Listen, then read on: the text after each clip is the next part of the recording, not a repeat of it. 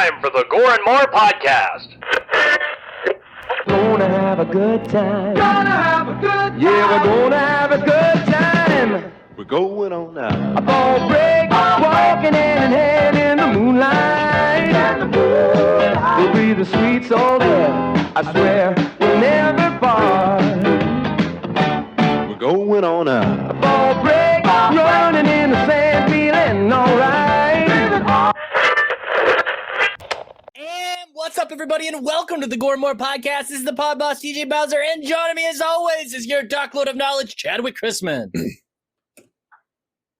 And the not-so-me, big Johnny D. What's up, Gorehounds? And the killing machine himself, Bobby Amone. Chad, you there? Cheers, folks. Chad, can you hear us? Chad? I don't think Chad can hear us. Nope. Chad. Okay, Chad just lagged out. So Chad has left the building. That's two episodes in a row. We got a little glitch out there. It's all good. Nope, there he is. There he is. Back. Oh, there he is. There it is. Back. Okay, so today is July 12th, 2021. We got a doozy of an episode for you today, but you know what time it is. It's time for your Stats of Life. Big Johnny D, what'd you do? Yeah, buddy. Well, I, as you guys know from a few weeks ago, because I was super excited and talked about it, I got my sweet Bruce Campbell tour this weekend that I got to go to, and that was awesome.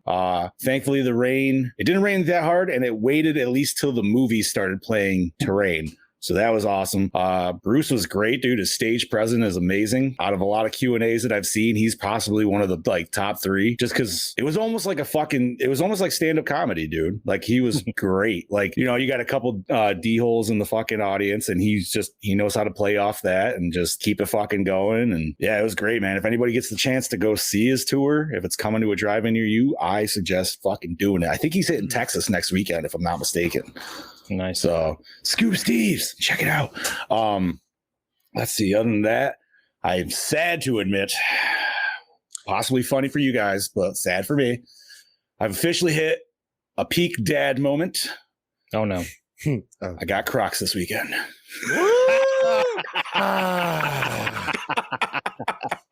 You'll catch me in boat shoes before I get Crocs. You know what? I'm going to say.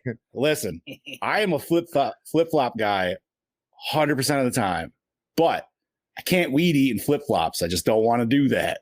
So I was like, I need something. I don't know. I don't want to take that chance. I'm weird when it comes to like that shit, dude. Like, I'll even wear safety glasses, and my wife laughs at me all the time. I'm like, dude, you do not understand how many times I've almost got hit by stones in the eye. Like, dude, no. Gotta save it for the stream, baby. Gotta save it for right. the stream. Exactly. But yep, I got Crocs, and I was just like, God damn it. Wait a minute. Like, real quick question. Go ahead. Do you have a recliner? Bro, this chair is No. When I say recliner, I mean. Well, of course I have a recliner. That's my dad chair upstairs. But I'm saying, like, even my game chair reclines, bro. No, listen, that's the ultimate dad right there, because you sit back and go, hey, make me a sandwich. No. Dad sit back in the recliners, and it's a 5-second countdown to Snoozeville, bro. That's exactly what that is. But other than that, man, yeah, fucking A, dude. Other than that, just enjoyed my weekend, hung out with some great friends, and watched this movie. Like, I fucking love this movie, dude. So I'm very excited to talk about it. It's been a long time. Shout out to your wife for representing. Fuck yeah, dude.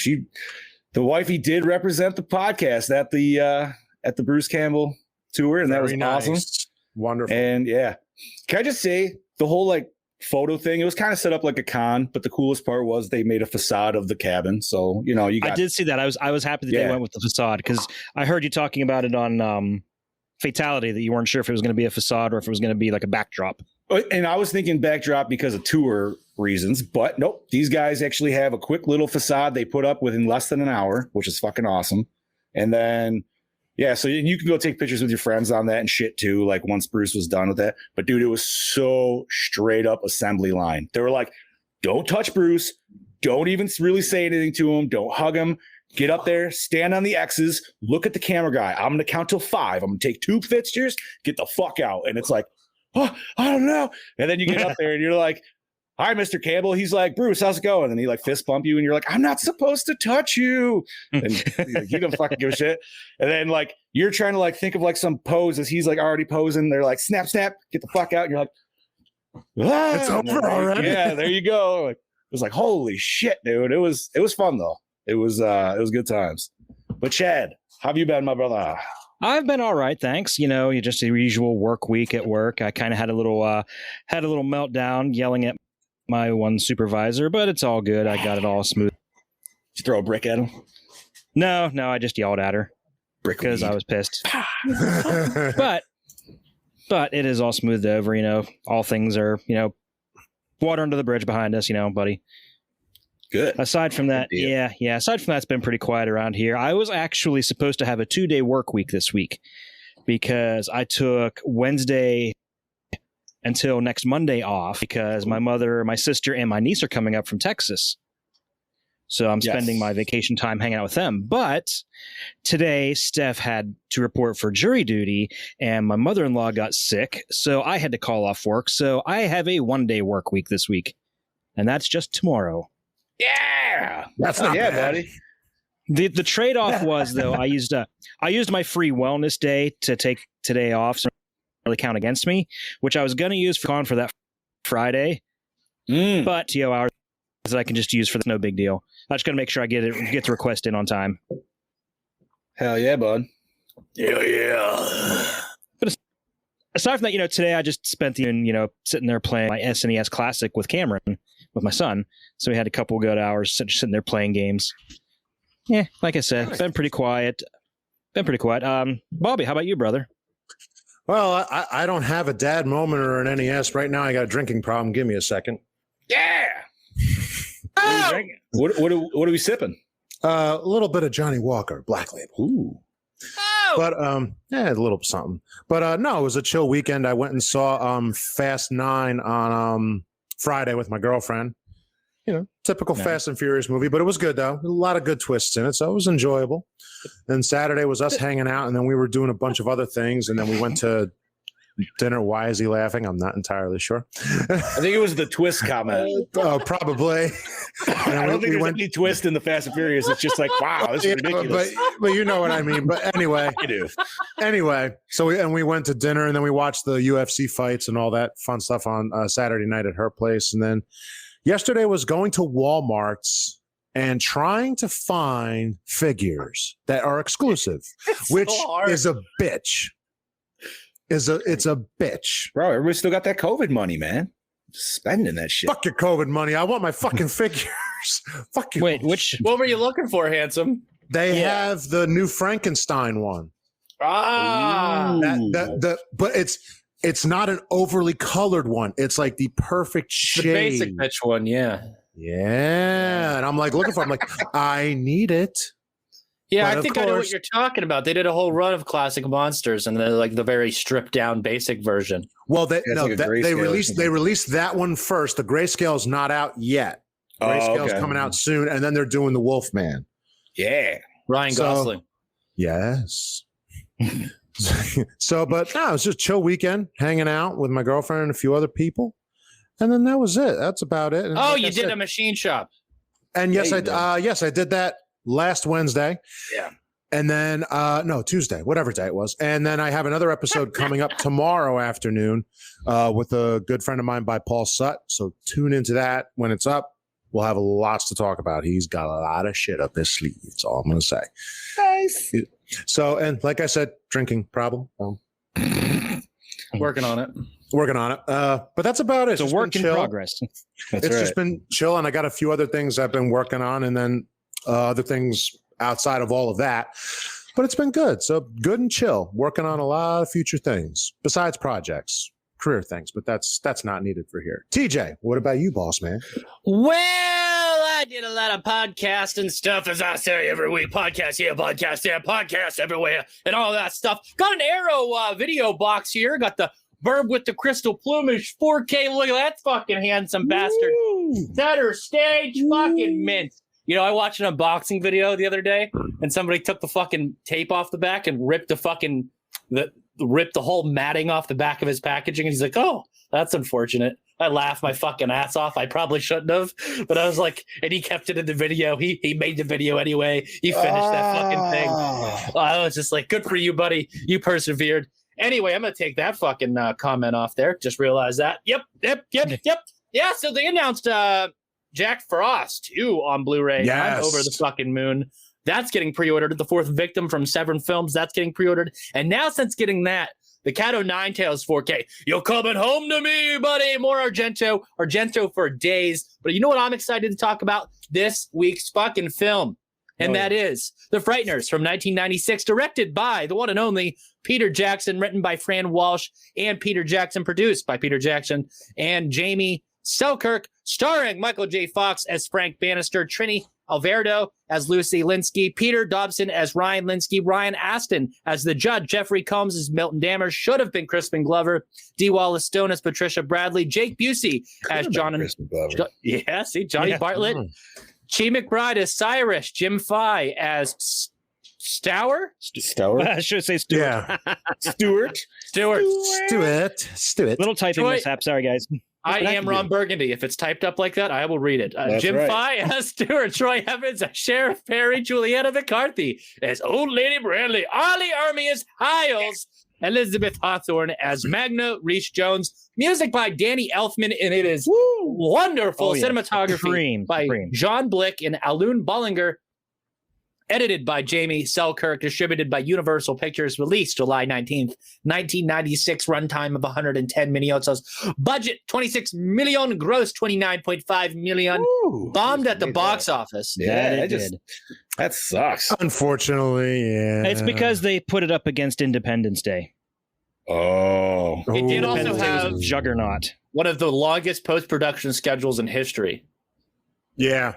Okay. Hell yeah. So, Chad? Let's roll that beautiful bean footage. It's the beans. Boy, There has been a destructive force unleashed on this town such as I have never seen. Oh my God, I don't believe this is not happening! We have got a poltergeist!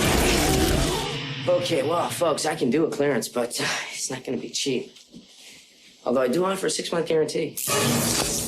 That fellow takes us totally for granted. Hey, Stuart, in or out, huh? Frank Bannister had a remarkable ability Psychic investigator? to communicate with the dead. You can see spirits? Emanations are normally confined to the cemetery, You cannot push spirits around! although they do escape. And an uncanny knack We're gonna scare the living daylights out of your parents. for making a profit off the living. We're supposed to be his business partners. Everyone says that you're a fraud, but I've seen what you can do. Give it up, Frank.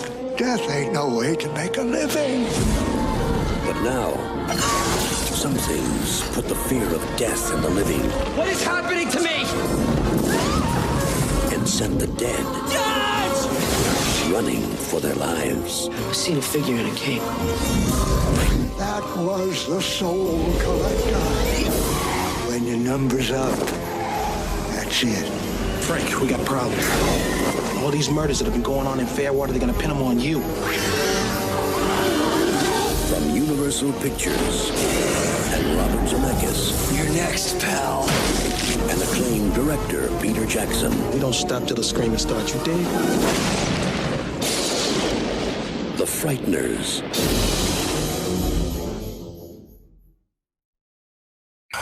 That trailer's buddy. just so much fun.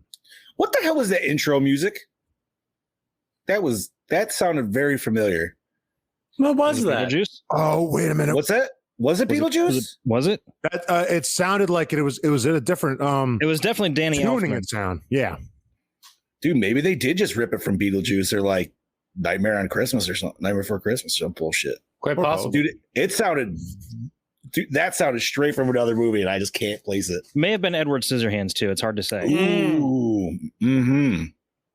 Fuck. All of Elfman's work is very derivative of his other work, similar to Harry Manfredini.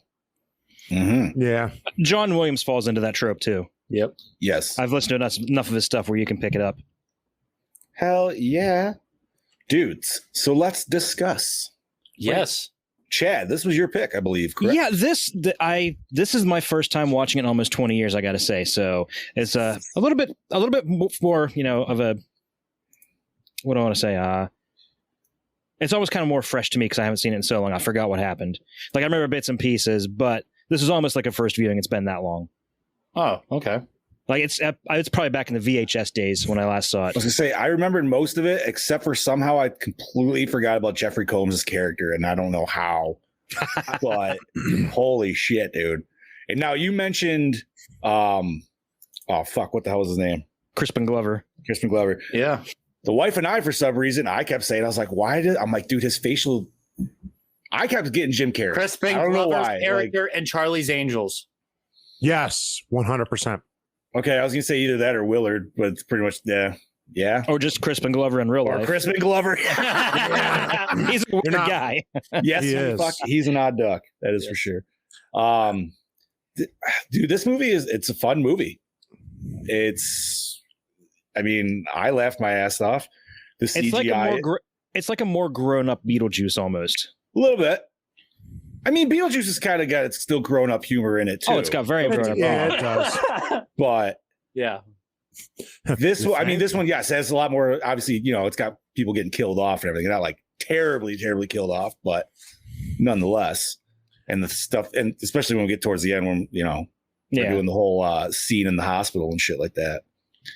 I remember watching this a lot as growing up as a kid. It was always on TV, so I watched it like all the time. And I always thought it was I didn't think it was a perfect movie, but I'm like, this is a fun movie. That's why I loved watching it. I definitely had it on DVD at some point. John, going back to what you were talking about, the scene in the hospital, I know where you talk about the death scene. You know why that scene happened? It's because Peter Jackson was fucking pissed because he kept getting slapped with an R rating, so he went back and reshot that death to earn that R rating. Okay. Nice. No, I mean, okay. Big elephant in the room is it's 1996 and it's not the best CGI even in 1996. Not an excuse. It's because of how heavy the movie relies on CGI. Again, may I reference Starship Troopers and just show you how the dynamic range of, you compare this, another big budget film, to that. Both films use CGI pretty heavily, and that looks waves better, and it still stands up today. Yeah. So, okay, but he went with the Weta Workshop for this, and this was their first CGI ever. Okay, so you can blame their inexperience for a good part of that. They had no idea what they were doing. This film relies heavily on that because it uses that wall push trope that so much. Which, okay, this is where I want to say, like, it's not all the CGI that I'm not gonna trash on, because I still feel the ghost look fine. Like. Well, yeah, because that's a classic film technique. Right. Their presence of it and everything like that, and the shit that they do all looks fine. It's just the wall stuff, and especially in the beginning. I don't know why. I can't speak for you guys, but it just reminded me of The Haunting. We see, the Reaper jump up on the bank during the daytime and then attack his wife. That scene where we see, that looks like complete shit. When his memory at the end there? Okay. And then you could totally tell at the end that where Jake Busey's character is holding the girl down, that he's not actually touching her. It looks like hell. Yeah. But I said in our discussion prior to the start of the show, I feel like the really shitty CGI kind of almost brings it to a more cartoonish level, and it adds to the comedy even more. It kind of detracts from the real dark storyline that actually is going on. It's a very John Constantine storyline, isn't it? Fucking A, dude. A little bit, yeah. I mean, even the trench coat and shit that he wears around. Ooh, quick side note. I caught up on all the 52 movies for the animated, so I'm on Justice League Dark Apocalypse now. That's my last one to watch. Yeah. And I'm ready to cry, but I don't care. We're going to, sorry. You see why I'm so, happy about this? Yeah. I mean... I love those, but yeah, let's go back to Frighteners.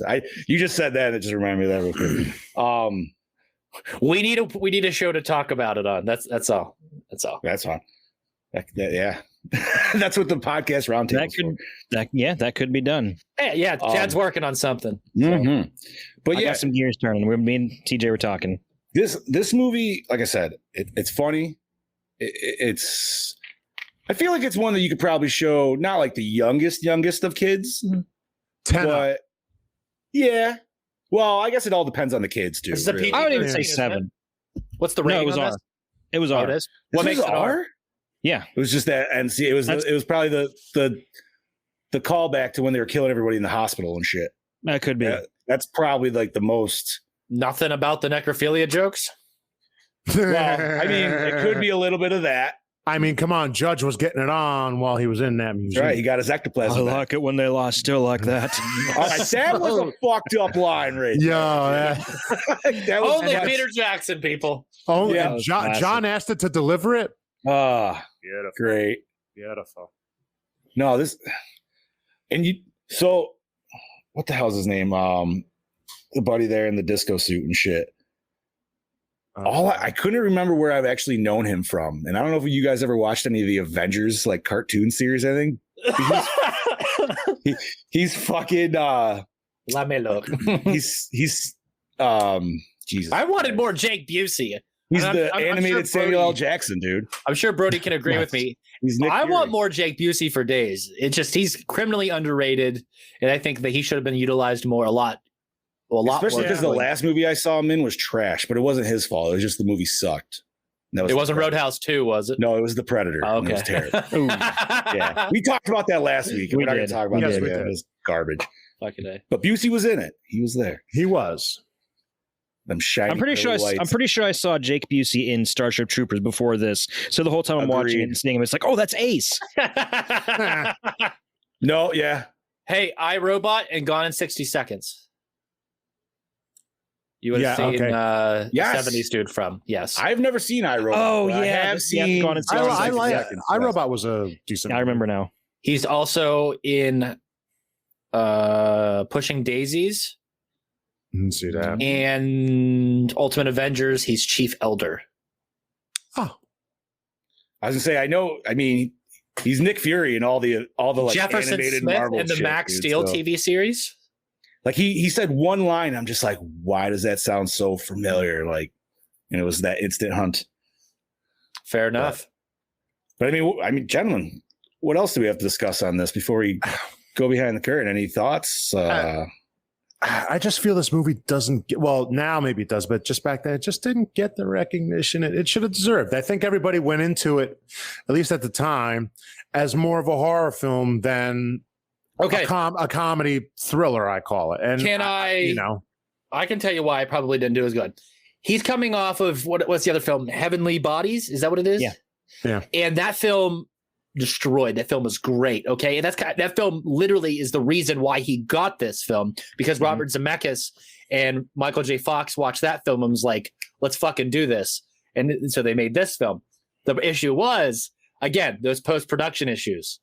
So whenever you have this in your head that Homeboy's going to deliver this awesome movie, and then it takes forever to get here, and it turns out completely different than what you expect, and then the CGI is wah, wah, wah, wah, wah, wah, wah, wah, wah. Yeah. This is what you get. I mean, we can go back and look at it now because Michael J. Fox movies, this is kind of when his period started to really slow down. So we kind of look at this and we're like, fuck, this is like, one of the last great works. Right. Because I think it was 2 years after the fact is when he actually came out publicly with his Parkinson's. Yeah. I feel like this was like, because I was thinking about that too. I was like, was this like his last big movie? Yeah. Like It was. The reason is he didn't like being away from his family.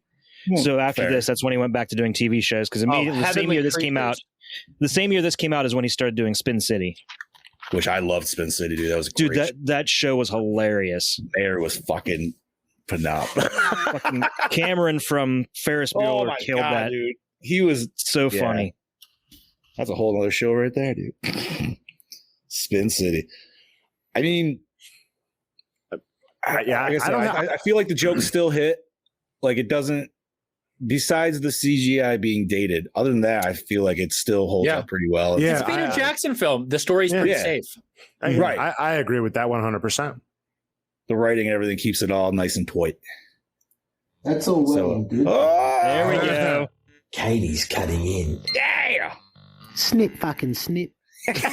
Fucking duty there, my fellow compadres. It is I, your mother flipping DKB, here back for another episode of Gore N More. And this week I'm here to talk to you about Peter Jackson's The Frighteners. Now, The Frighteners to me is definitely that stepping stone for Peter Jackson's film career. I mean, previously brought out Heavenly Creatures that got Oscar nominated.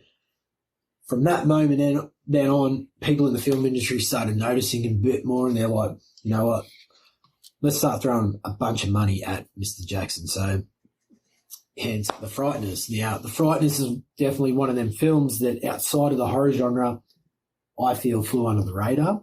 But inside the horror community, it's a well-known film. Everyone's heard of it. I mean, you got Michael J. Fox as the lead.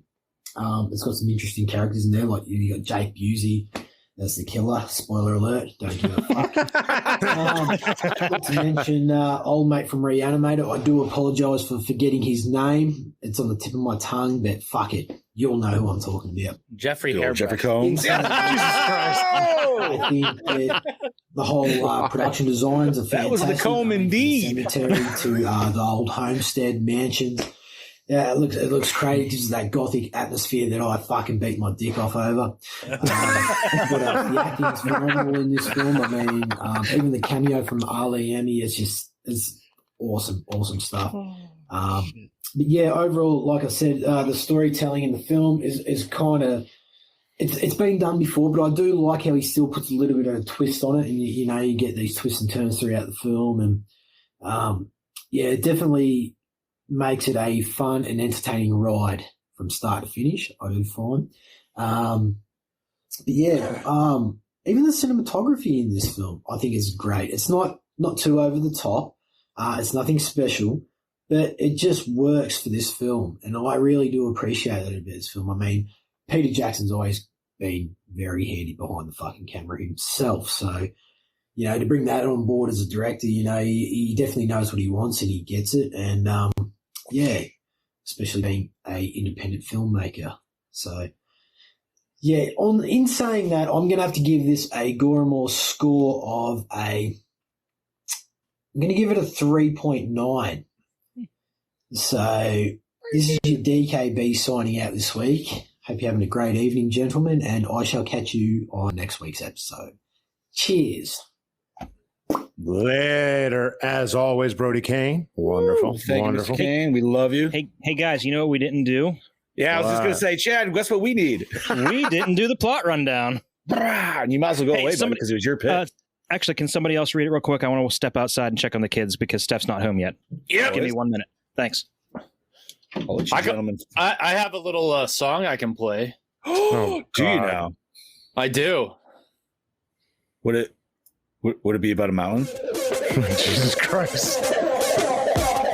Bobby, the king of Meat Mountain. The man comes around and you ain't gonna stop him. They call him Hogzilla, the big time thriller. The man dresses like a fucking killer. Yeah, 6'3". He's tougher than nails. Fucking your mama doing rails. More like breaking bones cause he's in the zone. I'm tired of yelling at this fucking microphone. Oh, fucking beautiful. Fucking beauty. There we go. And Chad's back. Oh, okay, sorry, guys. Kids are good. That's all good. We used the little break to play the Bobby song, so. Damn it. Chad's like, you motherfucker. You know something? I'm rhinoceros. I'm out of drink. I think I need a bottle. So we still need to do that plot rundown. All right. So a series of unexplained heart attack style deaths have the community of Fairwater terrorized. It's a business opportunity, though, for Frank Bannister, a former architect who, after a traumatic car crash that killed his wife, has psychic mojo to see and interact with ghosts. With the help of 3 rebellious spook cohorts, Bannister stages fake hauntings at bereaved households and charges fees to perform phony exorcisms. But Bannister becomes the suspect in the ongoing deaths, especially after an occult-obsessed FBI agent, Crispin Glover, arrives in town and fixes them. Just Crispin Glover as himself. Frank fights to save further victims from the new menace, a robe-wearing serial killer phantom who's so vicious he can even kill other ghosts. Yeah, I skipped the Dementor lookalikes because nobody cares. Hey, I'm a Harry Potter guy. I enjoy it. That was the deal breaker. After Robert Zemeckis worked with Crispin Glover on so many Back to the Future films, he's like, so I need to have a Crispin Glover character. Him on number 2. One. Yeah, he was only in one. He got recasted on the second one. That's why he was that's because all those legal and bullshit issues they had with him. So yeah, that's not him in the second one, nor the third.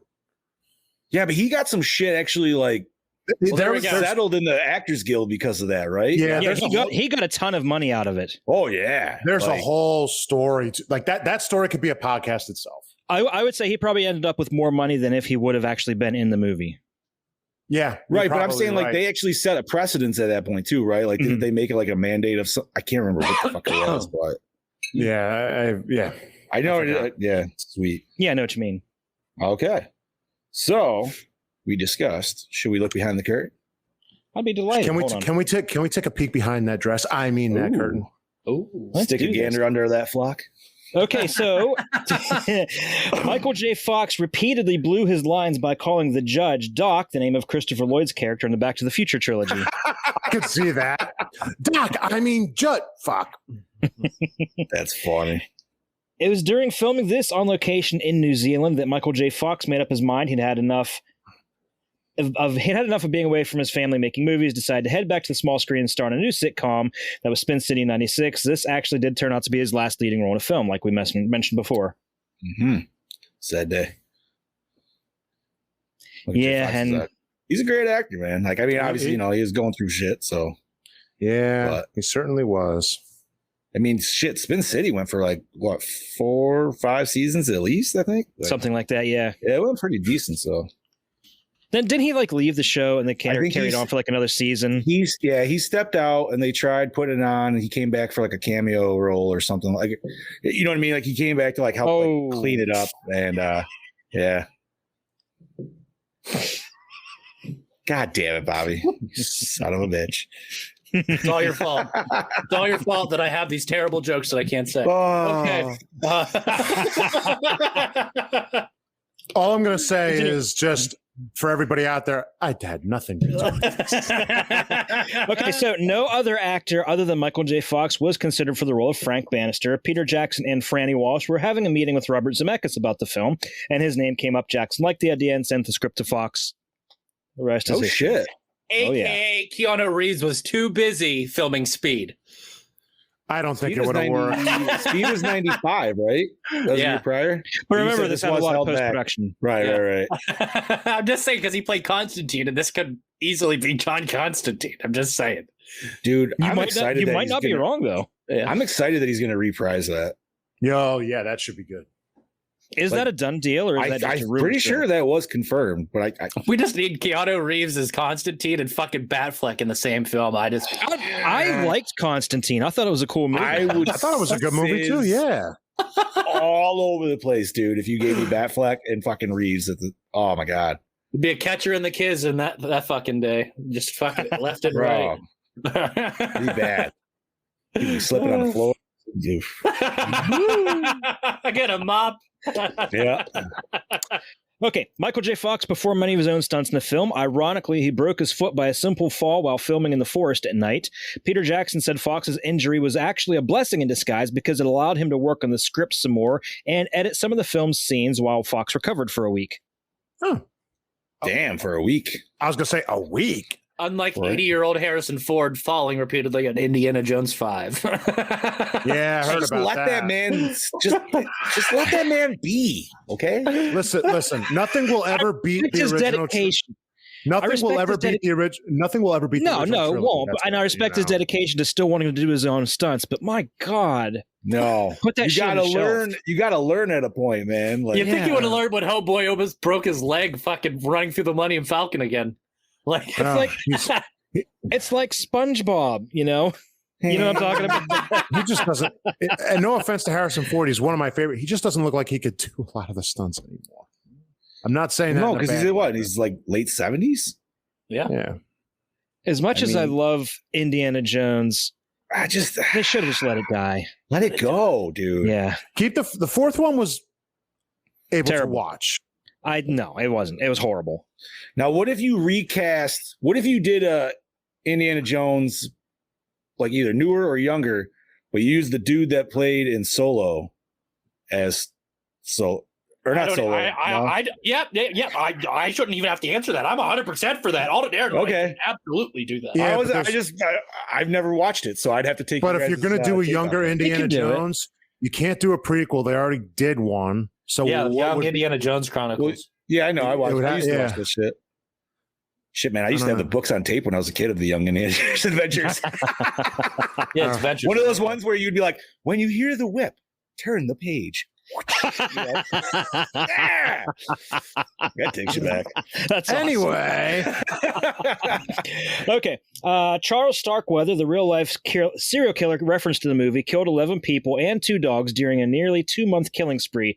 His 14-year-old girlfriend, Carol Fugate, accompanied him for and participated in most of the killings. He was caught, tried, convicted, and executed by the electric chair in a 17-month span. Fugate was sentenced to life in prison, but was paroled after serving 17 years. So this is based in part on that, even though this particular serial killer was referenced as being his favorite. Huh. He also mentioned Bundy too, didn't he? Right there. Yeah. He'll tell him whenever he reaches his number. Look at Brody trying to bait us into an argument. Indiana Jones. Brody, message me after the show. We got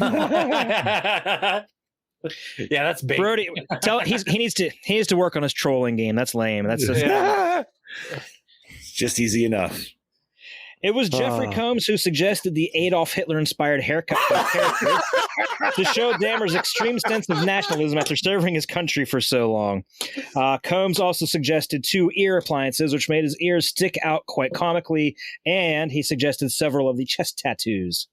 Yeah, that was fuck. I wanted like a better. I almost should have paused that shit because I wanted to be like, wow, dude. Like, I just wanted to look at each like individual piece and shit. That was. Just wanted to see more shirtless Jeffrey Combs. Don't lie. I mean, John. who doesn't? Yeah. Hopefully, we'll get in Reanimator 3. We'll see.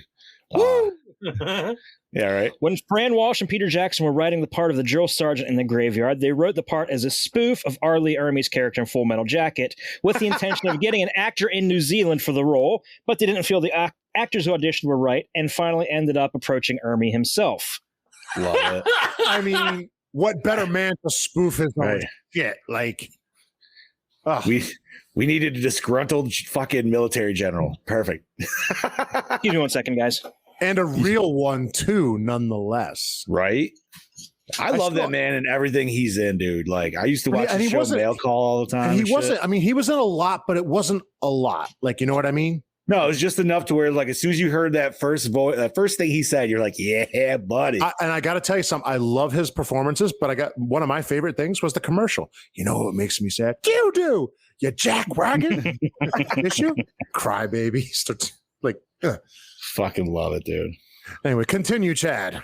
Okay, where was I? R. Lee Ermey. Director Peter Jackson and executive producer Robert Zemeckis unsuccessfully campaigned to have the film released in October for Halloween week. The studio, however, wanted it for a summer release. The move ultimately backfired as it didn't do well in gross earnings. Yeah. Yeah. See, that's why we were going with the Jim Carrey. I could see Jim Carrey's face, like, when Combs was doing his weird, like, eyebrow stuff and everything. I don't know. He was way too big in 96. Yeah, I think wasn't 96 that dude ruled the world. The Mask. That was the year of the Mask. The Mask was 95. Oh, yeah, no, that's right, 95. That's right, This is prime Carrey years. He right, is so he's already at comedy. Yeah. I don't know if the second Ace Ventura is out yet. I think I want to say 97 is Ace Ventura: When Nature Calls. Okay. I think 96. I think 96 was Cable Guy. Ooh, yeah. Cable Guy. I love that fucking movie. That's like a thriller. Right? It's so underrated. Fuck. It is, dude. He's just fucking. Hey, boys, laugh it up. You know what I'm saying? It's just. There's things about that. You know, coming soon, guys. Project Louder. Yeah. Okay, continuing. Weta Digital Limited, Peter Jackson's visual effects company, had to expand their capacity from 1 to 35 computers in order to meet the visual effects demand for this movie. They had good use for them afterwards, as their next project was the Lord of the Rings trilogy. Wow. You all right there, bud? I'm good. Take a puff. Hate on it all you want. It's extremely popular, dude. It is. Oh, fuck. Yeah, so is Fast and the Furious. Doesn't mean it's good. Nice guy. I got no problems with that either. Really, I don't either. They're popcorn movies. They're not supposed to be Shakespeare. Now he's really got a point there. Well, now I want to see Shakespeare in Fast 10. Okay, and most of the Fast and Furious movies are better than the majority of the Transformers movies. Hammett with Jamie Kennedy is a fucking classic. That is probably not. Did she say the password is fourth kin? Yeah. Fourth kin. Oh, man. Laughing it up. Anyway, Chad Daddy. The film was originally made to be PG-13. However, the MPAA thought the film was too intense for the rating and gave it an R. No matter how much Peter Jackson would edit the movie to try and get the desired rating, the ratings board would keep it R, including citing some reasons like a door was shot by a gun too many times. Jackson, being angry that he toned himself down for nothing, changed a death scene in the movie to be more graphic in order to make the rating feel more deserving. And that's the death scene that I mentioned before. Hell kudos to him. You know, Jake Busey was just too scary. Let's be honest, MPA. Here's those teeth. He has his big Gary Busey teeth. What's the acronym that 70s Ghost says about the? Is it the AAACP? AAA. The African American Apparition. Oh yeah, AAC. Yeah, yeah. That was. That's just that little quirky dialogue was just so fucking funny. He was hilarious. He was. He was. And the women up here, man. It's not yet your time. Stewart's a chick magnet. He was. Okay, continuing on. Tom Cruise, Matthew Broderick, Johnny Depp, John Cusack, and Danny DeVito were considered for the part of Frank Bannister if Michael J. Fox turned it down. Cusack. I want to see a Danny DeVito film. I would have paid good money to see Danny DeVito. Danny DeVito, yes. He would have been more of a character than the fucking ghosts. Exactly. Yeah. But I am happy that he didn't turn it down. That's same. Danny DeVito in that role. See, the problem is I'm thinking Danny DeVito, but I'm thinking Always Sunny Danny DeVito, which is way more cracked out Danny And then I DeVito. started blasting. That's right. Listen, when I'm dead, just throw me in the trash. I don't give a shit. Exactly how I feel. His no face is my favorite. He's just like, where'd you get a pair of jeans? I got them from under the bridge where I always get my clothes. You just boil them a little bit, you're good to go. Oh, continuing on. That should be another podcast right there. Always Sunny podcast. Oh my God, God, dude. I'm behind in the last few seasons too, but I would. Yeah, it's called It's Always Louder. oh, there you go. It's always louder in Pittsburgh. Fuck Philly. There you go. The shooting script originally included another character to Cemetery called the Gatekeeper, a big chubby angel who would be acting as the cemetery's guardian. A large gatekeeper prop was created and some scenes with him were filmed. However, these were omitted from the film as Peter Jackson couldn't really find a good explanation for the angel's presence. Therefore, most of his role was taken over by the Sergeant Hiles character. Aha. Fair enough. Interesting. That kind of would have been more funny though to have like a gatekeeper that, just couldn't keep up. Yeah. Okay, I just had a brilliant idea. The gatekeeper played by Horatio Sands. That writes itself right there. Rick Moranis or Danny DeVito. Was Horatio Sands around? Like, was his name even around in '96? Yeah, he was doing stand-up comedy. I think he was. Isn't that right around the time he did Dirty Work with Norm Macdonald? Oh, you know what? You might be right. Criminally underrated. Norm Macdonald, you so are a national treasure. I don't care what Twitter says. Dude, Norm Macdonald's great. His stand-up is amazing. Yeah, it is. I love his wiener dog bit. Dude, his Howard Stern stuff is awesome. Look at that, dude. Norm Macdonald. He had a show too. Oh no! Gatekeeper. Bill Cosby is Bill Cosby roofing the dead the ghost. Jesus Christ! So you got to do his face though. You got to do the. Yeah, the how free are you this weekend?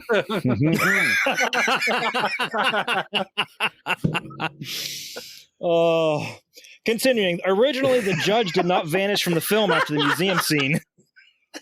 Getting myself.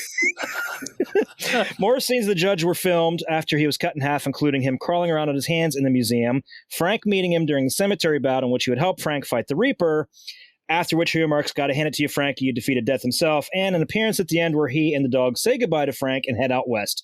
These scenes were cut due to pacing reasons and were not added back in for the director's cut due to insufficient funds to properly finish the effects, but they can be viewed on the deleted scenes section of the making of documentary. All right. Good to know. Fucking Brody. Yeah, that's how it happens. It's been that way for years, apparently. Shouldn't there be like an eggplant or something in there with those emojis? That comes after the fact. Oh, Christ. Joe Montana auditioned for the role of Milton Dammers. Joe Montana? Joe Montana's a quarterback, you moron. I know that. That's why I said it. Duh. Dan Marino. Dan Marino laces out. Laces out. I think Dan. I believe Bobby was making a Waterboy reference too, by the way. Hey, speaking of that, AEW owns the rights to the Captain Insano character, and Paul White 2 weeks ago on Monday hinted at Captain Insano coming to AEW. Ooh. Really? They bought the rights to that character. That's hilarious. Yeah. Okay, all I'm gonna say is we remember what his finisher was in the movie, right? The eye poke. Yep. I just can't wait till it fucking happens in real life. Fucking 7 foot tall Paul White just going. I want to wind up for that bitch, dude. You know what I mean? Like the crowd, right. like. Do you think Ric Flair will be pissed though? Because that's kind of his thing, right? You kidding me? Ric Flair will walk in and go, "Woo, baby!" Ric Flair is an American treasure. He's great. Yes. Keep it going. In order to trick the audience into believing that Patricia Bradley was innocent of the Fairwater murders, Peter Jackson specifically wanted Dee Wallace for the part. He figured her role as Elliot's mother in E.T. the Extraterrestrial was about the sweetest character you could find, and therefore no one in the studio and the audience would suspect her. I could see that. Yeah. Yeah. She looks good with dark hair, by the way. She was kind of old, so still did it for me. Yeah, yeah, exactly. Hey, man, don't hate. Don't hate. It's the crazy. You know what I mean? Exactly. Anyways, and finally, that's one of the actresses I need to get to yell obscenities at Chad. Dee Wallace. That'd be awesome. Yeah. Wasn't she just at the last Steel City Con? She was, and I contemplated getting something autographed, but I didn't think that she'd swear on it. So, that would be fantastic. Was that the one in April, or the one I went to in okay. Yeah. Nice. Onward. And finally, the director's cut, until recently seen only on Laserdisc, which is now available on DVD, contains 14 minutes of additional footage. It includes additional screen time for the judge, extra scenes at Frank's home with Stuart and Cyrus, 2 extra scenes at the jail featuring Stuart, Cyrus, and Dammers, and an additional dialogue for Dammers as he recalls some of his horrific undercover assignments. Fucking A. Interesting. That would have been cool to go down that rabbit hole. Hey, did I tell you that Severin release of Freddy Got Fingered features 20 extra minutes? Of Freddy getting fingered? Nice. Yep. Pass. I was more excited about it's not Freddy Got Fingered. No, it's not. It's what did you post today? Severin's release of Drop Dead Fred, sorry. Drop Dead Fred okay. has 20 extra minutes. There's an entire that I did not notice. Yeah. I just thought it was dropped. I didn't realize it had extra footage. Well, the original release didn't, and then whenever they contacted the cinematographer the editor for an interview, he was like, "What about the bonus scenes?" And they're like, "What are you talking about?" He's like, "Well, I got 20 minutes and an entire 8-minute sequence of a thing called Fredland, where he goes to like an amusement park that's all Fred themed, and he hangs out with all these other fucking like imaginary friends or some shit like that." It's something along those lines. They removed it due to pacing issues. Oh, all right. Okay. Yeah. That Evolution Blu-ray that you mentioned today, does that have anything extra? I think that's just Paramount, isn't it? See, what happened is I think like in the last 3 months, Paramount's like, we got movies, don't we? Like, yeah, like, yeah, we should sell them. Doing something with them. Yeah. So you'll see like a lot of these movies. You're like, wait, these haven't been out yet. And it's like, yeah, just like they should sell Chainsaw 3 to Scream Factory and give us an ultimate of that. But what do I know? Excuse me. Sorry. Bye. But yes, Evolution, superbly fucking underrated. Jesus Christ. Definitely. Oh, yeah, dude. It was another Ivan Reitman classic, bro. Okay, so here's one thing that makes me mad is everybody sees Sean William Scott and all they think is Stifler, but you really need to see him in this and The Rundown with The Rock. Dude, I love him in The Rundown. Range. That was I did not see The Rundown. Bulletproof Monk was another good one with him. Okay, so don't watch Southland Tales, because even though he's got range in that movie is just fucking crazy off the rails, dude. This is weird.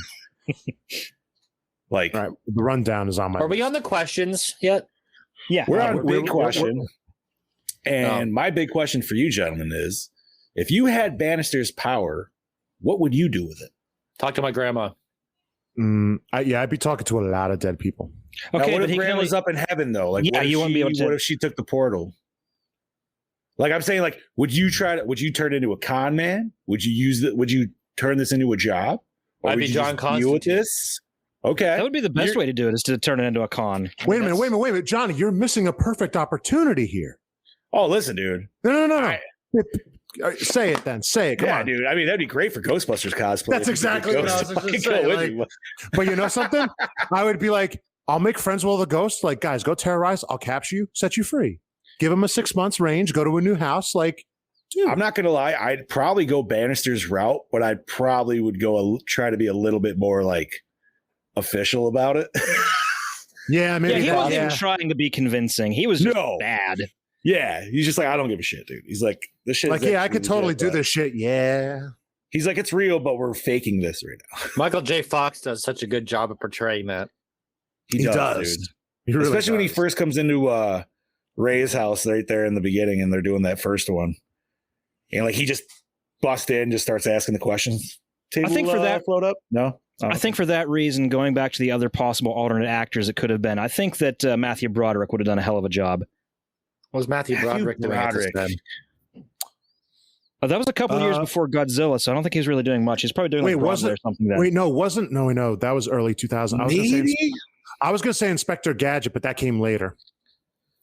See, like, I feel like Michael J. Fox just has these like certain little like quirks and everything that he like his mannerisms. I just don't know if I don't know if Broderick would have that would just kind of add to it or not. I think early Broderick has really good mannerisms. I just think the films that he was in later in his career didn't allow him to show his range or really allow him to express himself fully. Yeah, that's when he married his succubus of a wife, Sarah Jessica Parker.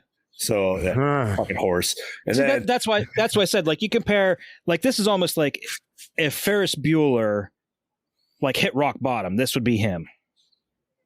Would Ferris Bueller and Marty McFly be friends? There's your question. Younger ones, yes. Well, yeah, Marty McFly. I mean, if they were both in high school, I could see that. Oh, yeah. I see Marty being jealous of him, though, because he's got money. Ferris has got money, so. But Marty ended up with money, too, at the end of the movie because he changed the timeline. Just remember one thing. Marty had the ability to change it all. And he had that sweet truck. And he had the DeLorean. Like, come on.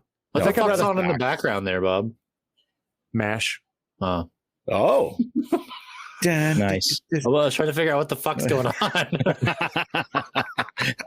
Other than that, man, unless you guys got any questions, I actually do, and I actually don't have an answer for it. And see if maybe you guys do. Okay, so the woman whose husband, the husband that died, Ray. Yep. Ray. Why was his ghost decomposing faster than the other guys? I was trying to figure that out as well.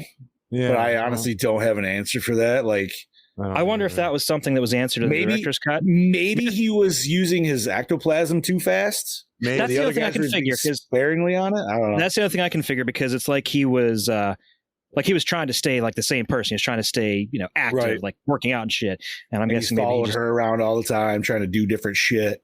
Yeah. I guess because he's also a new ghost, he doesn't really know what to do. That would just be my guess. Is just because maybe he's just running through his ectoplasm fast enough. But yeah, he did decompose way faster than the other ones. Like obviously, Judge is fucking hundreds of years old, but but he could still get it on. As they we don't say. call me the hanging judge for nothing. He was not shooting blanks anymore. I don't know if that's a factor because you look at how good shape Arlie Ermey's ghost was, and he was pretty active. But he stayed in the cemetery just as a guardian. Plus, he said he had an 85-year tour. So I don't. Right. Yeah, I don't know. Yeah. That would be maybe 85 years left to his tour. Right. Who knows? Damn. I don't even have an answer for that now. That's a good question, though, buddy. Honestly, Peter Jackson, yeah. That's right. Someone call up PJ. We need answers. Yeah.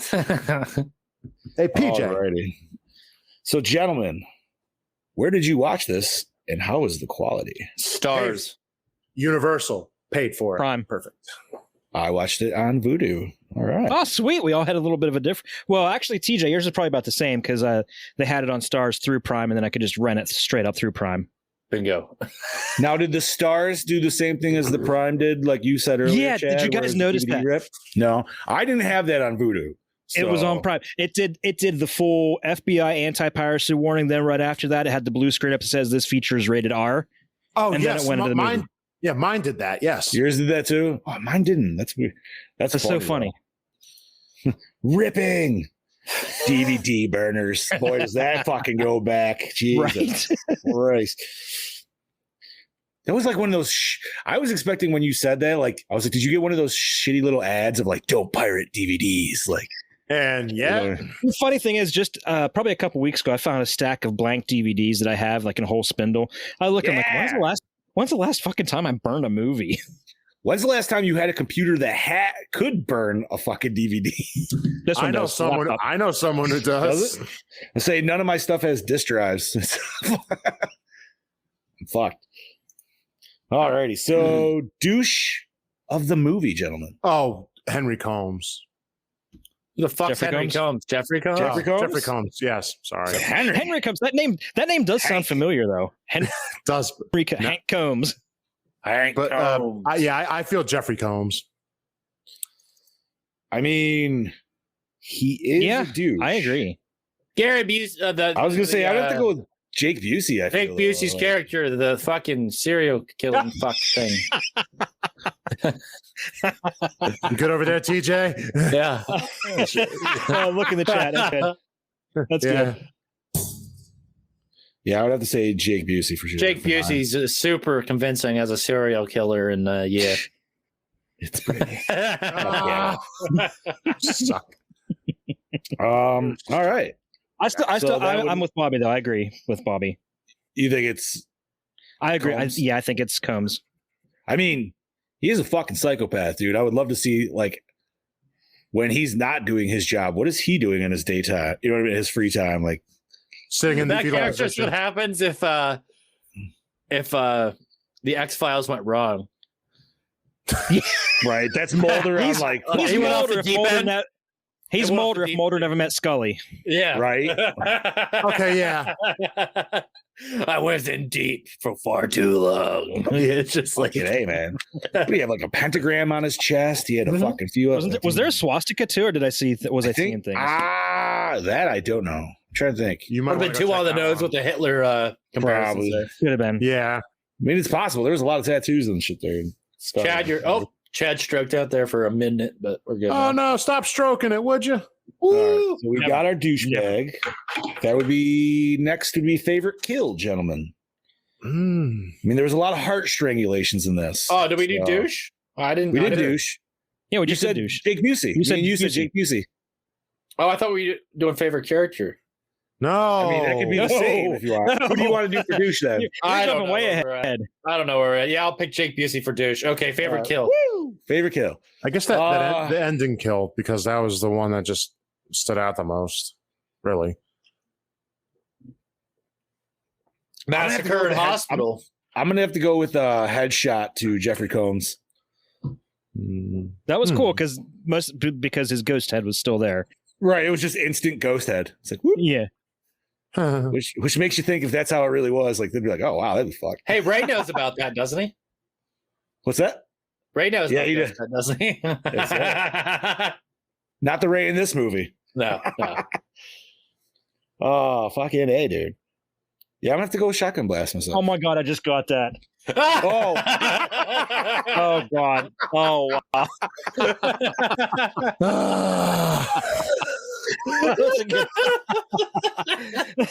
Sorry. It's a minute, but you got it. What just popped in there, Chad? I thought you meant like I just- his head it just exploded. popped- Like what? it And then it hit me. just- It's like, oh. It just popped in there. That's right. That was good. That was very clever. Ah. Good night, everybody. All right, that's it. Oh, fuck. So did everybody say favorite kill? Yeah. Okay. Hospital. So best scene. All right, well, so best scene for me is the first poltergeist, because he comes in and he's just like, oh yeah, spontaneous, and then he's like, but I offer a 6-month guarantee. Like, that's my So his favorite whole scene. con shtick. Okay. Yes, his whole deal. Boss man, Chad Daddy. For me, the best scene was my delayed reaction to the rig joke. Yeah, that was a pretty good reaction. But no, I think my favorite scene in the movie was the whole museum scene. Ooh. I'll agree with Chad. Oh my God. All right, can we talk about that for a second? That was mostly because of all the practical effects with the moving of the mummies and everything versus CGI through the rest of the movie. That was good. That was good. I didn't think this movie was going to go with the hokey town police, but these motherfuckers were shooting at anything. Like they were just ready to They didn't shoot. care. They Fuck didn't no. care. They were shooting They at didn't innocent aim. bystanders. They didn't even fucking aim. They're just one shot and fucking no. The one dude trips when he comes out of the fucking museum, like he's all like Also dizzy and shit, and then he starts just shooting. Okay, Roger Predactor from fucking Ace Ventura. Oh Jesus Christ! Oh yes! Oh my God! I knew I recognized that guy. Yes. Okay, so speaking of cartoonish violence like that, did you guys hear that Elmer Fudd has his gun back? Yeah, he lost it. Yeah. I didn't know he lost it. Yeah. Well, Twitter got him. Yep. WB took it away. Nice, dude. Well, I guess it's good that it's back. Okay. Damn right it is. TJ, did you say best, buddy? Yeah, I agree with you. Awesome. Okay. I'm gonna have to go with Bobby. Actually, I think I still like the introductory to like his little con shtick. Like that was just funny. My favorite line of that whole scene for him is he literally is putting the gloves on. He's like, "But I offer a 6-month guarantee." Of That's right. And then the coffee bag that pops out of the top, and then he just shoves nonchalantly. a 6-month warranty. Yeah. It doesn't hurt him. Well, at least I think that's what the book says.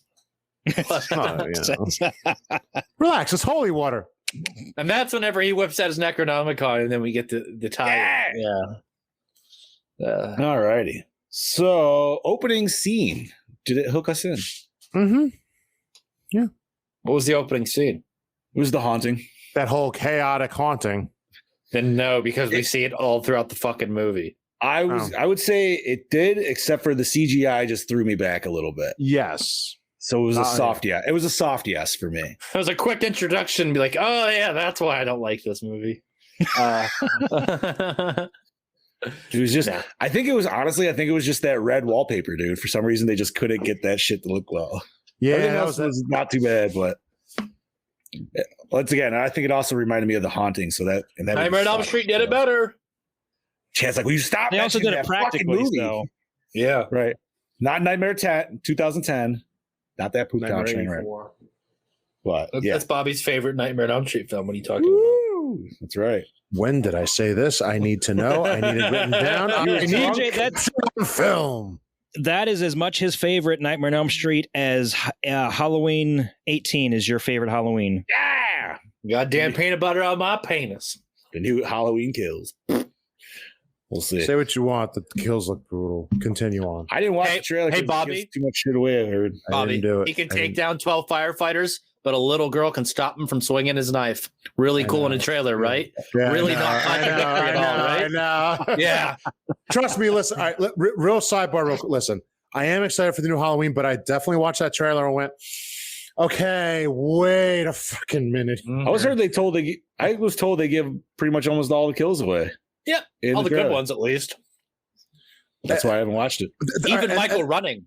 And I even know like some of the. Well, I think we all It's do. edited to seem like Michael's like running. It's weird. The one where the guy's like fucking like in the basement and he's looking, and then Michael's like fucking charging at him.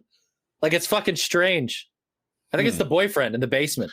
I know a lot of the backstory already for it, so I'm like, okay, like, all right, like I'm excited for it. Listen, I'm going He looks into like it as Jason. this looks. He acts like Jason now. I'm going into Jason. going into this as now. Give me a fun movie. That's what I'm going into it as, and that's where I'm going to leave it for right now. We'll see. Continue on. So that leads us to our best hits, hottest girl, best dick, hottest dude. Oh, our main girl.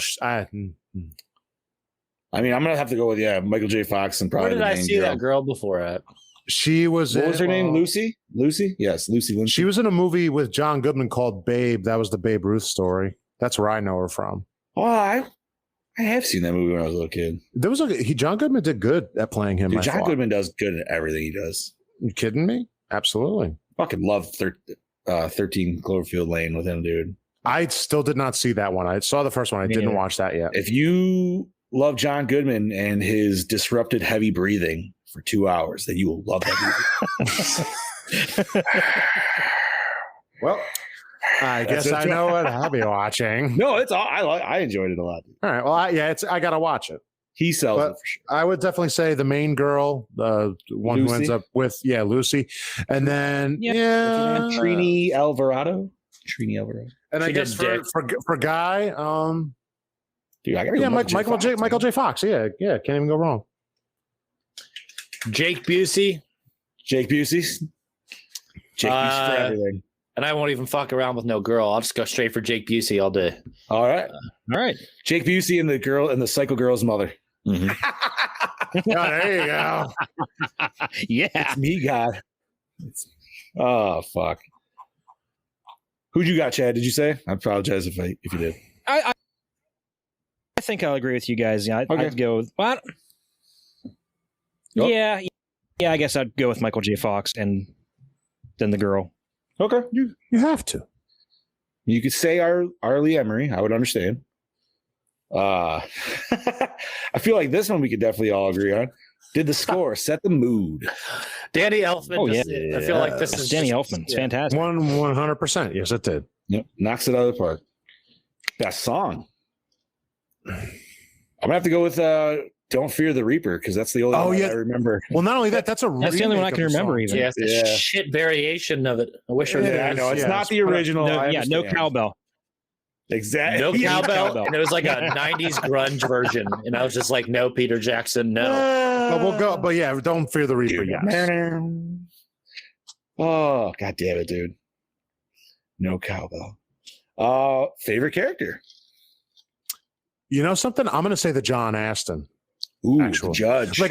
I love Michael J. Fox, but John Aston because he just the whole him fucking. He's the bad guy from House 2. Yes, he is. You know, honestly, no, he wasn't. I'm gonna go. Wait, That was a joke because it's a cowboy fucking thing in House 2. Oh, okay. That's a cowboy zombie. I don't even remember House 2. I only remember the first one. The first one was the Vietnam one, right? Yes. Yeah. Yeah. So favorite character.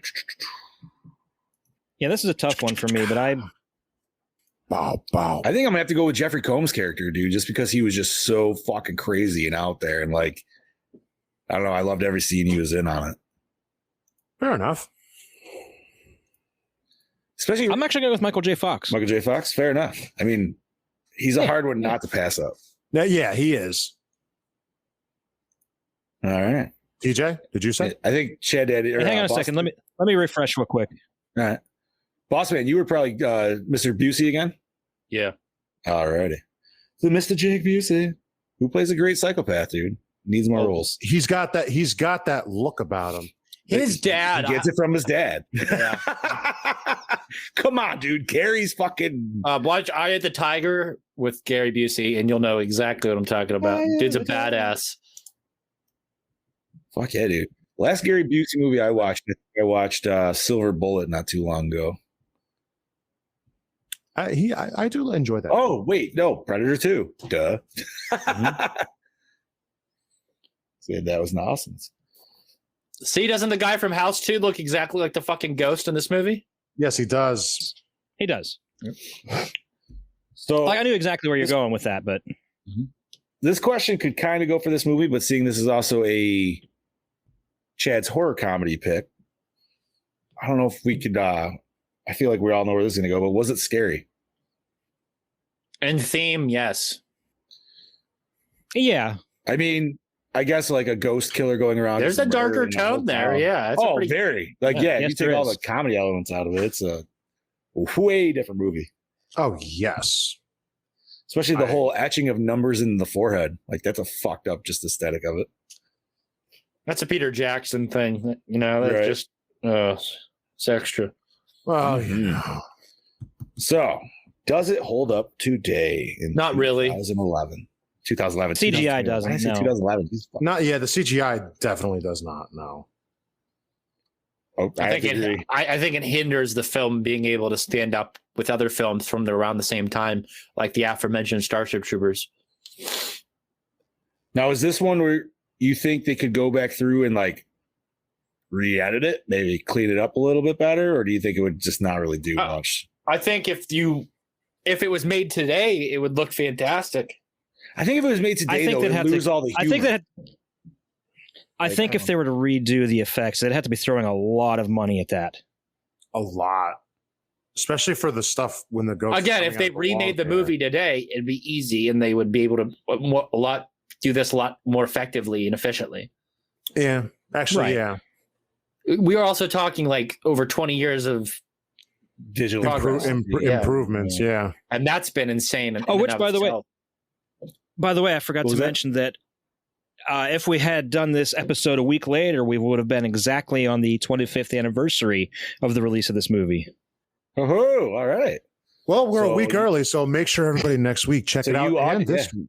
So you audio listeners, you enjoy this week and prep for the movie by next Monday. Yeah. There you go. There you go. So let's see. We said scary, nay. Does it hold up? That's right. Does it hold today? No. Acting. Well, acting was very great. Good. Fantastic. Loaded cast. Some of the best. You can't say anything better than great. Yeah, right. Nobody hammed this shit in. Do the sequel next week. There's no sequel. What? There ain't no What's he fucking talking sequel about? to this. Constantine. That's the sequel. No, next week's another good pick, but that's for later. Where are we at? Cinematography. Fair. It was actually really good. I think it was actually really good. It was good, but for me, like not too many standout shots. I mean, they had a lot of. I like the close-ups and everything, like to show the quirkiness of Bannister and stuff. Like I feel like they did a lot of, not tons of it, but there was stuff here and there that just helped show his mannerisms. There is an IMDb for Frighteners too. Oh God, no! Get the fuck out of here! Really? That doesn't mean anything. Somebody made an IMDb page for it. I'm just Google searching it now just because We are not doing Frighteners 2. I do not want to ruin it. There is no Frighteners 2. Yeah, I was gonna say there's no. Unless it's some fucked up Australian version, Brody. There's some. Well, there's gonna have to be future research here. It's called The Frighteners 2 Female Trouble? No. Beyond the box set. What the fuck, dude? Where are we on the questions? Fuck, dude. We're on cinematography still. It's not incredible. It's not pure cinema, but it's good enough to get the job done, and it makes the movie very watchable. There we go. Yeah. Fair enough, actually. Gentlemen, did you enjoy the premise? Absolutely. Yeah. Constantine. Right? Funny Constantine. Mm-hmm. I like it. 100%. Yeah, guy who sees ghosts, but comedy. Awesome. That brings us to our recycle, rewind, or remake. I'm not going to rewind it. I will. I will. I enjoy it. Yeah. I will rewind it. I will rewind it, but I also would almost like, and I hate fucking saying this, but I would almost ask him to pull a George Lucas and just kind of maybe like clean up the CGI if they could. I'll go with Johnny Special Edition, this bitch. Yeah. Yeah, like, I will agree with that, but I would not fully remake. No, I'm not going to say. Yeah, I would rewind and clean up. I wouldn't want to remake it because I feel like anybody that remade it would just have a way different tone to the movie, I feel. Yeah. Like you're not going to get anybody that's like Michael J. Fox to go with it, or director wise, unless you got Peter Jackson to come back and direct it again. Like that would be fucking, then I'd be interested. That would be a trip. Has that ever been done before? Has a director ever tried? Well, besides Sam Raimi, I guess. Yeah, wait a minute. Wasn't Cabin Fever directed by Eli Roth twice? I don't think he had anything to do with the reboot in 2016. Are you asking if a director made his own reboot? Yes. Dick Moss did The Lift, and then he did Down, which is a remake of his own film. Okay. Thank you, sir. Yeah, more Alfred Hitchcock remade his own film with The Man Who Knew Too Much. Okay. Oh, yeah. Nice. All right, gentlemen, let's rate this bitch. Chad Daddy, it's your pick. I gotta get the calculator. Calculator. Pull up mine if you like, sir. Whenever you're ready, buddy. Shoot it. You know, I am going to give this a solid 4. Based on the strong performances we saw in this. You know, shitty CGI notwithstanding, I think everything else just kind of rises above that. 3.5 for me. All right. I'll give it a 3.8. 3.8. And I'm going to give it a solid 4 with the Chad Daddy. All right. Should give us about a 3.7. I think that gives us an actual even 4. Mm-hmm. 4. Oh my God, I can't do it. Do it. You said 3.8, Bobby? Yes. Well, you can't roller skate in a buffalo herd. Can't that would roller be skate 3.8. Buffalo herd. You can't roller skate in a buffalo herd. So 3.8 for 1996, The Frighteners. What's next episode, Chad? Tucker and Dale versus Evil. Yeah, movie pick. No, was that my pick or is that Bobby's? That was Bobby's. I thought that was mine. Was it? Yeah, that's Bobby's. I thought that was. I picked Stan Helsing. That's coming up. That's such a fun movie. Dude. So stupid. But it's that's what makes it fun. Stan Helsing to me is the long. Oh, sorry. Go ahead, Chad. I was gonna say I unfortunately won't be able to do next week's show because that's the last day my mother will be here. Tucker and Dale versus Evil. So I got to do some family time, you know. Scuba. If you were listening, get your ass to Mars and get on the show next Monday. Do it.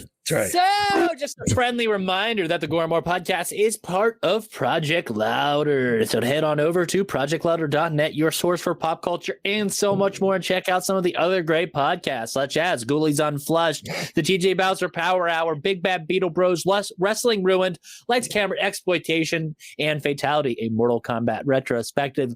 You can listen to those on Audible, Spotify, Google Play, iTunes, or anywhere else you consume audio-only content, and of course on projectlouder.net. We will be appearing at Steel City Con from August 13th to the 15th. Come by the Project Louder booth, support us, check out what we have to offer, meet the hosts, do all the fun stuff. Can't wait to see you there, and stay tuned for more great content coming at you from Project Louder. This is your host with the most, the pod boss, TJ Bowser, signing off. This is your Chad Daddy saying, I'll see you bitches in 2 weeks. Ooh. This is your Fluff Master Supreme, Mr. Big Johnny D saying, see y'all later, Gorehounds. This is your Killing Machine, Bobby and Moan saying, see you next week, fuckers.